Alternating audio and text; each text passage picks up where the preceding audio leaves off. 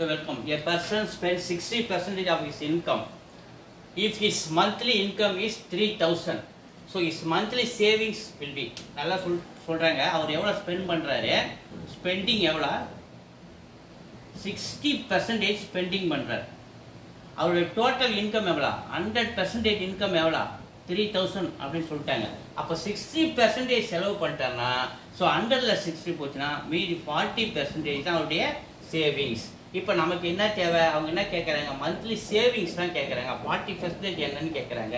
So நம்ம கண்டுபிடிக்க போகிறது 100லேருந்து 40% கண்டுபிடிக்க போகிறோம். கம்மியான ஒரு பெர்சன்டேஜ் கண்டுபிடிக்க போகிறோம். 100லேருந்து 40 குறையுதுன்னும் போது குறைவானது.